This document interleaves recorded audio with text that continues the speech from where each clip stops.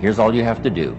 Learn to work harder on yourself than you do on your job. Once I understood that philosophy, it totally changed my life. Work harder on yourself than you do on your job.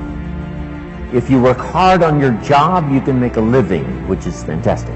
If you work hard on yourself, you can make a fortune, which is super fantastic. Success is something you attract by becoming an attractive person. Success is not something you pursue. Success is something you attract by the person you become, by becoming an attractive person. Never be satisfied with yourself. Always know that as you invest the effort and time on you, that's the greatest ability that human beings have above animals. See, a dog can't be anything but a dog. Tree can't be anything but a tree. Human being, you've got unlimited potential. You can put effort on you, and by concentrating on you and developing you, you can transform your life wherever you are right now. So you want to work on yourself. My dreams are first every day, then my wife, then my kids. I can take care of my wife and my kids now, would you agree? I abandon this. This is the fuel for who I am. I abandon this dream, and then I can't take care of them. And then I'm going to tell them what? It's all right that you didn't win. No, it's not all right if you don't win. You need to win. How many of you need to win more? Okay?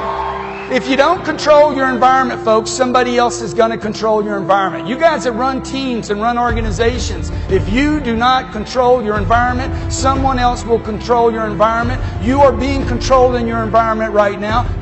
If you don't control your environment, it starts with me. When I was 45 years old, I'm like, I'm going to control my environment. I'm going to take every penny I have, all the energy I have, all the resources I have, and I'm going to improve me.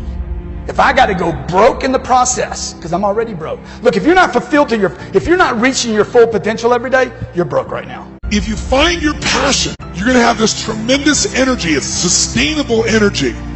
But momentum requires you always do the next thing to keep the momentum going. If you believe in what you're doing, that's fuel. It adds more fuel to your fire. You got to keep going. You got to keep pushing through. You got to keep persevering. Because at the end of the day, when you do, and you do more, you will be amazed at how the universe conspires to help you get to the place that you wanted to get to.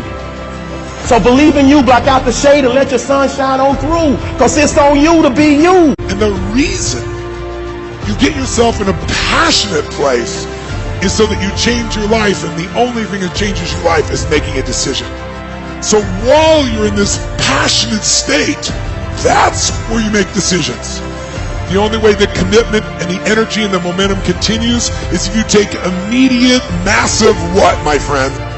Massive action is the cure-all. Massive action is the cure-all. That's how you develop yourself. That's how you begin to appreciate what you get. When you're working on a dream, at some point in time, a transition takes place. And the transition is what you are becoming in pursuit of the dream.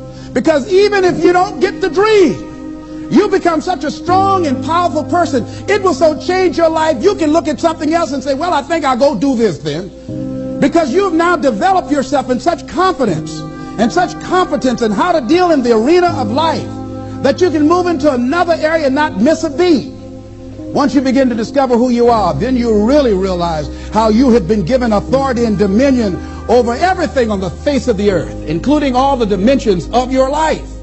But you can only do that through the struggle of life. And most people avoid the struggle.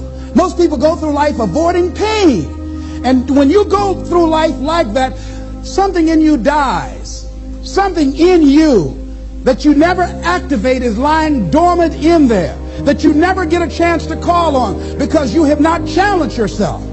Somebody said the land of familiarity belongs to the dead. That most people like to feel like they're a king in the area of their comfort zone. They only want to do those things that they know how to do well.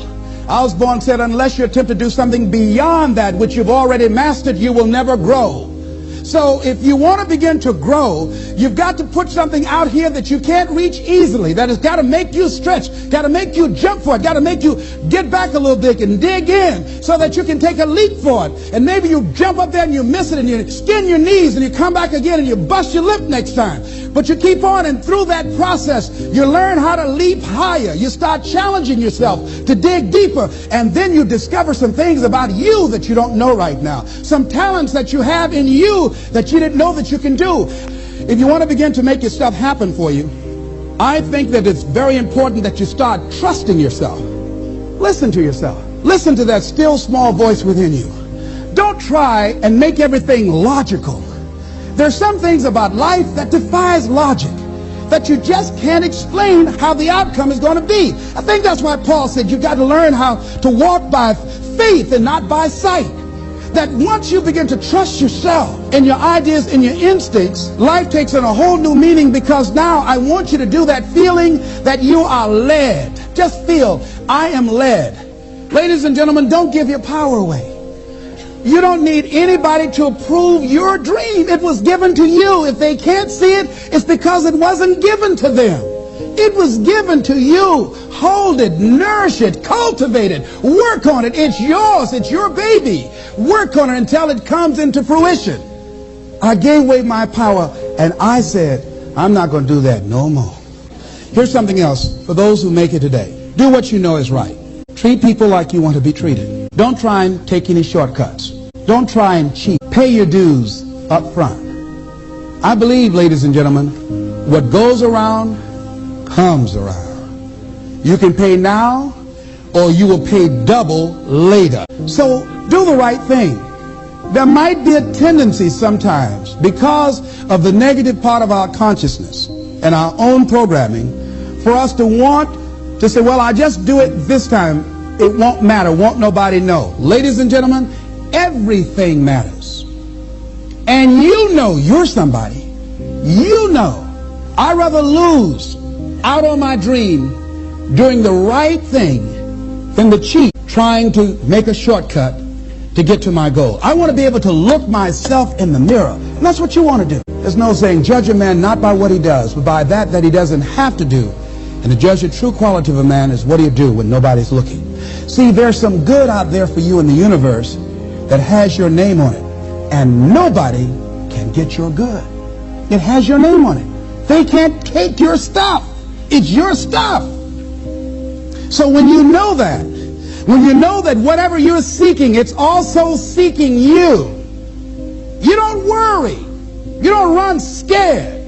You don't think somebody's going to take it from you. You listen to your inner voice, and you always take the high road.